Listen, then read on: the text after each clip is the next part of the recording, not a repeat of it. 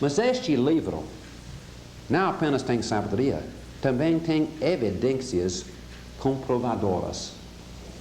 Sabe que a evidência dentro do livro de Daniel dá para realmente convencer os descrentes que este livro é um livro de Deus, que foi inspirado pelo Espírito Santo, que é uma maravilha que os homens não podiam produzir.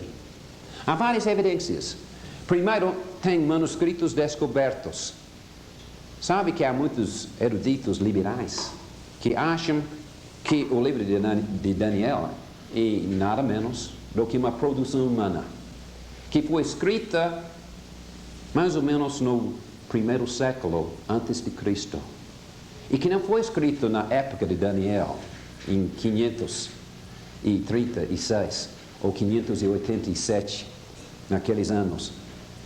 Mas sabe que recentemente foi descoberto aqui um manuscrito, um rolo de pergaminho no mar do Mar Morto, e os eruditos agora deram a data de 150 antes de Cristo para este documento, comprovando que o livro de Daniel tinha que ser escrito bem antes.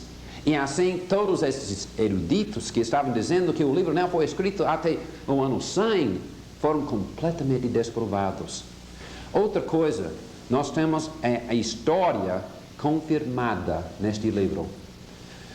O livro começa com o cativeiro judaico, feito pelo rei Nabucodonosor de Babilônia.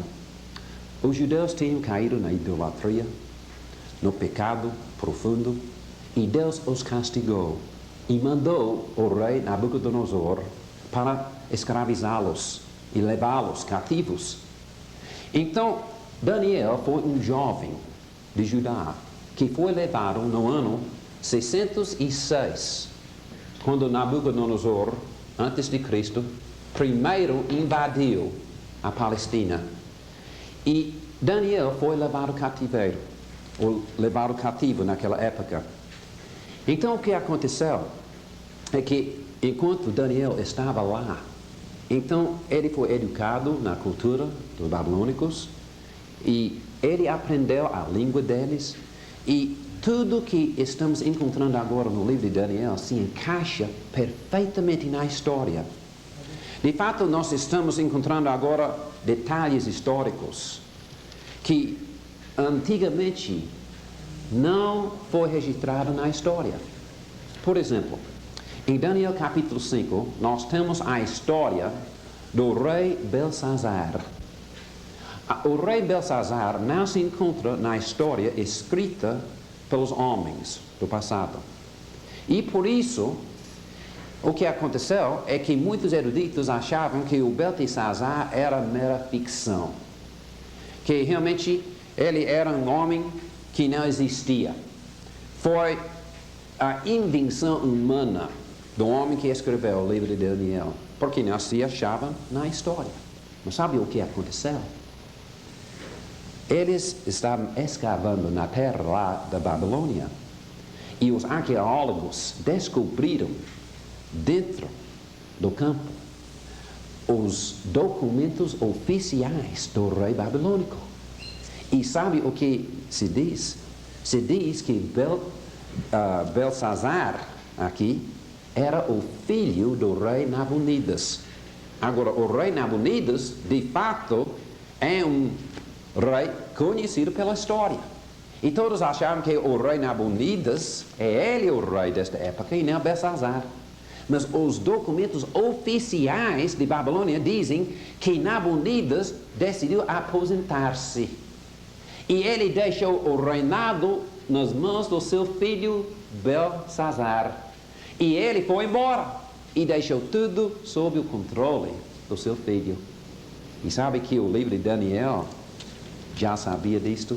Porque veja aqui em Daniel capítulo 5, o rei Belsazar deu uma promessa para Daniel. E a promessa incluiu: serás o terceiro no meu reino. Terceiro no seu reino quer dizer que já havia dois no reino e Daniel seria o terceiro. Então, Daniel bem sabia que existia Nabonidas e que ele era o pai e Belsazar o filho e que ele seria o terceiro no reino. Mas sabe que todos os livros históricos que foram escritos desde aquela época não incluíram esta parte de Belsazar. Só a Bíblia que sabia disto. Então, até esta descoberta arqueologista, que foi recentemente assim descoberta, então é uma comprovação que a Bíblia tem a história mais detalhada e mais certa do que todos os outros livros. Também em capítulo 6, nós lemos a história sobre Dario. Dario era um rei medo, que foi constituído rei sobre a Babilônia quando Ciro conquistou o mundo.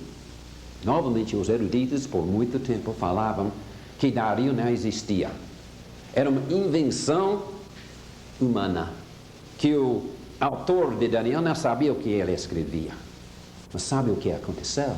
Também descobriram, nestas escavações arqueologísticas, descobriram os documentos oficiais do Império Persa.